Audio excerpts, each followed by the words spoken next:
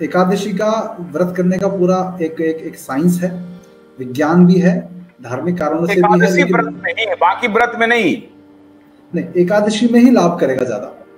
अच्छा, वाह। तो एकादशी का महीने में जल्दी 2 बार जल्दी बता दीजिए, वैसे व्रत पर फिर अलग से बात करेंगे, आज क्योंकि घी पे बात कर रहे हैं, तो खाली एकादशी पर बता दीजिए कि उसमें और बाकी फास्ट में क्या फर्क है।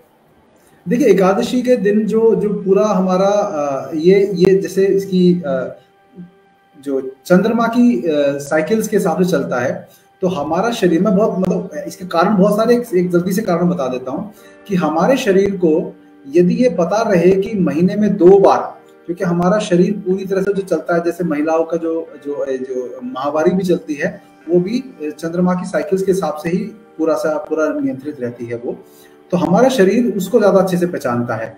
तो हम यदि शरीर को आदत डाल दें कि महीने में 2 बार फिक्स ऐसे समय पर, जब जब जब चंद्रमा का एकादशी का समय होता है, एकादशी वाला दिन का समय होता है, उस दिन हमारा शरीर को हम आराम देने वाले हैं, तो हमारी बॉडी पूरी तरह से एक कंडीशनिंग हो जाएगी कि जो भी शरीर में विष हैं, जो आगे चलकर कैंसर आदि और भयंकर रोगों में परिवर्तित होते हैं, उन टॉक्सिन्स को उस दिन, ये मान के चलिए छुट्टी होती है, झाड़ू लगाने का काम होता है उस दिन।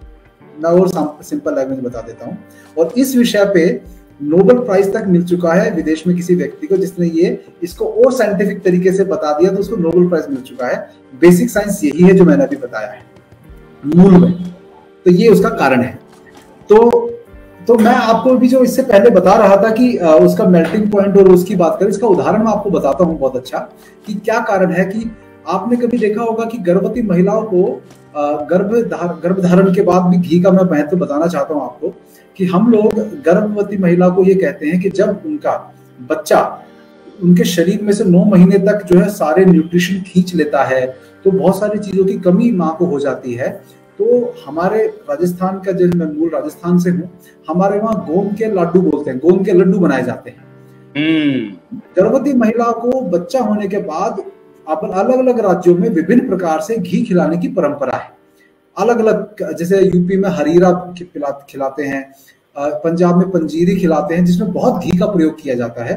तो कम से कम 5 से 10 किलो घी डिलीवरी होने के बाद माँ को खाना चाहिए। तो ये जब खाएगी माँ गोंद के लड्डू के रूप में या और किसी रूप में, तो माँ के अंदर जितने भी न्यूट्रिएंट्स की कमी हुई है, जो आगे चल के फ्यूचर में उसको कमर दर्द और भी कई प्रकार के हड्डी के रोगों में परिवर्तित हो जाता है, उससे बचाने का काम घी करता है। और ये गोंद के लड्डू मैं आपको बताऊं, हम सर्दियों में बनाते हैं हर वर्ष, अपने घर में भी, अपने लिए भी बनाते हैं। और हमारे जो लोग, जो गर्भवती महिलाएं हैं, जिन गर्भवती महिलाओं को बनाना नहीं आता, क्योंकि आज आपने कहा ना कि जो घर है वो ऐसे हो गए जिनमें केवल जो YouTube से ही उनके ज्ञान का सोर्स रह गया है, तो उनको गोंद के लड्डू नहीं बनाने आते, कुछ नहीं बनाना आता। घर में बड़ी बूढ़ी औरतें हैं, उनको भी नहीं बनाना आता। तो हमारी व्यवस्था है जिसमें हम उन गर्भवती महिलाओं को गोंद के लड्डू बनाकर भी देने का प्रकल्प हमने शुरू किया हुआ है कि भाई ये खाओ आप, जिससे आगे बीमारियां ना हो। ये जब गोंद के लड्डू बनते हैं, ये आपने कभी खाए हैं आशुतोष जी? बिल्कुल खाए हैं सर, बिल्कुल खाए हैं। मैं आपको एक और मेरा ये वाली बात छूट जाएगी। राजस्थान से ही, मेरी दादी का ओरिजिन जो है वो राजस्थान है, अलवर। वाह वाह वाह। ये सब जब आप बात बोल रहे हैं तो मुझे वो अपने पुराने दिन याद आ रहे हैं। वो लड्डू हमने खाए हैं खूब, हमने भी खाए हैं। बहुत अच्छा है। तो ये तो 2 समय पे खाई, तो सर्दियों में हर किसी को खाना चाहिए। दूसरा, ये गर्भवती महिला को जरूर खाना चाहिए।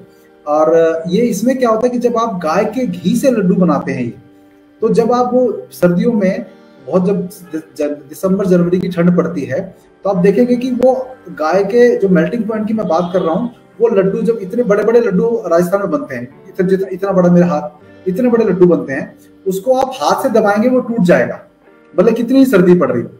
वहीं जब हमें इस विषय का ज्ञान नहीं था, तो हमारे घर में भैंस के घी के लड्डू बनते थे, उसको बकायदा सिलबट्टे से फोड़ना पड़ता था। ये मतलब बड़ा प्रैक्टिकल उदाहरण मैं बता रहा हूं।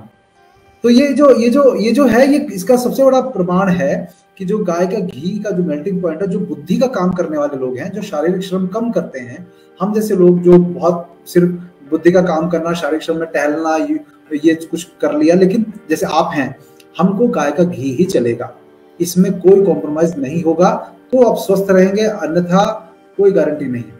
और मैं आपको बता दूं, ये जो गाय का घी है, ये जो नॉर्मल डिलीवरी की हमने कुछ दिन पहले जो वीडियो हुआ था, हम अंतिम 8वें और 9वें महीने में जो गर्भवती माँ है उसको खूब घी खाने के लिए बोलते हैं कि आप ये घी खाइए, तो नॉर्मल डिलीवरी का बहुत बढ़िया से पूरा एक संयोग बनता है कि जो गाय के गोबर के रस से तो नॉर्मल डिलीवरी होती है, लेकिन उससे पहले की इस तैयारी से और बढ़िया काम होता है। तो ये घी इतना महत्वपूर्ण है। ये जो हाँ बोलिए जी। तो ये जो पूरी जो दिनचर्या हमारी डिजाइन की, जिसमें सब्जी में डाल के खाना, कि दाल में डाल के खाया जाए, बहुत बढ़िया है।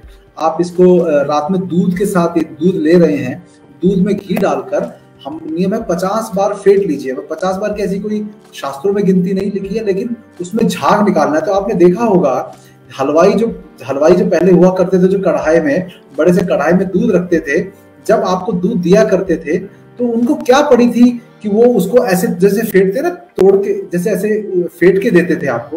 उनको क्या पड़ी थी वो ऐसे फेंट के देने की?